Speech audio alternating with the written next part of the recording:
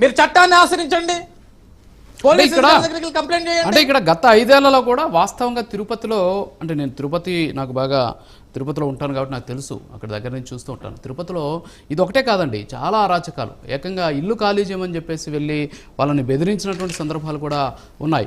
గతంలో చూసాం, చైతన్యారెడ్డి అనేటటువంటి వ్యక్తి కూడా ఏకంగా ఒక షాప్ కోసం వెళ్ళి ఆయన కొట్టినటువంటి పరిస్థితి. తర్వాత నారా లోకేష్ గారు కూడా దాని మీద చాలా సీరియస్ అయినటువంటి సిచ్యువేషన్ కూడా మనం చూస్తాం. అంటే ఏంటి అంటే ఇంకా మేము అధికారంలో ఉన్నామనా, లేకపోతే మనల్ని ఏమీ చేయలేరనా, లేకపోతే మీకు అక్కడ లోకల్గా ఉన్నటువంటి కూటమి నాయకులతో ఏమన్నా లాలూచీ పడి అక్కడ ఉన్నటువంటి పోలీసులు మేనేజ్ చేసేటటువంటి పరిస్థితి అనుకోవచ్చు? అంటే ఇక్కడ ఒకటి రాజు గారు, కూటమి నాయకులతో లాలూచి పట్టాలు, లేకుంటే మా నాయకులు వెళ్ళి లాలుచోళ్ళు పడి వాళ్ళని కాపాడాల్సిన అవసరం ఎవరికి లేదు. ఎందుకంటే సార్ 5 ఏళ్ళు వాళ్ళు చూపించిన అరాచకం నాయకులు చూశారు, కార్యకర్తలు చూశారు, అదేవిధంగా సామాన్య ప్రజానికం, ఎటువంటి పార్టీలతో సంబంధం లేని న్యూట్రల్ పీపుల్ కూడా చూశారు వైఎస్ఆర్సీపీ ఎంత దాష్టికాలు చేసిందో. సార్ ఇప్పటికి నేను ఒక విషయాన్ని ఇప్పటికీ గుర్తు చేస్తాను ప్రజలందరికీ కూడా, మనందరికీ కూడా. కూటమి ప్రభుత్వం ఈరోజు అధికారంలోకి వచ్చింది అంటే చంద్రబాబు నాయుడు గారు, పవన్ కళ్యాణ్ గారు, లోకేష్ గారు, లేకుంటే మాకు సపోర్ట్ చేసిన బీజేపీ, మేము ఇస్తున్న సంక్షేమ పథకాలకి వాళ్ళు ఆశపడో ఎదురు చూసే మాకు ఓట్లు వేయలేదు.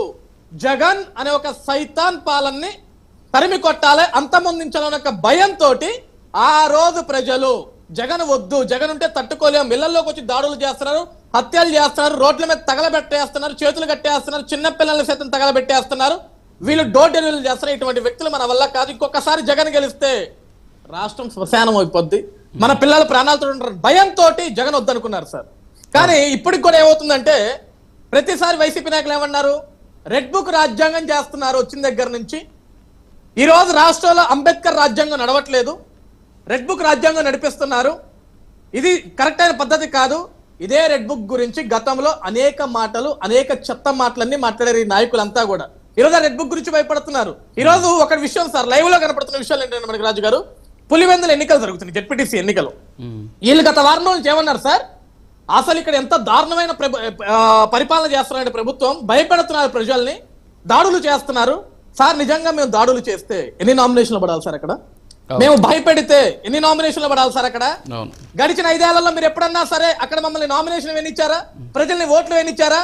ఈ రోజు మీరు నామినేషన్ వేయగలిగారు అంటే, ఇంటింటికి వెళ్ళి ప్రచారం చేయగలుగుతున్నారంటే, మీ నాయకులు స్వేచ్ఛా స్వతంత్రంగా అక్కడ తిరిగి ఓట్లు అడగలుగుతున్నారంటే, కూటమి ప్రభుత్వం ఎంత అద్భుతంగా పరిపాలన చేస్తుందో, పోలీస్ యంత్రాంగం ఎంత అద్భుతంగా పరిపాలన చేస్తుందన్న విషయాన్ని జగన్మోహన్ రెడ్డి దగ్గర నుంచి ఈ రోజు మా మీద విమర్శలు చేసే ప్రతి ఒక్కరు గుర్తు పెట్టుకోవాలా. అంటే ఇప్పుడు ఒకటి సరే, మీరు చెప్పింది కరెక్టే, పులివెందుల విషయం గురించి మాట్లాడితే మాత్రం ఖచ్చితంగా ప్రతి ఒక్కరు కూడా తెలుసు, గతంలో అక్కడ 50 జడ్పీటీసీ ఇస్తానంటే 38 ఏకగ్రీవం అయిపోయినటువంటి పరిస్థితి.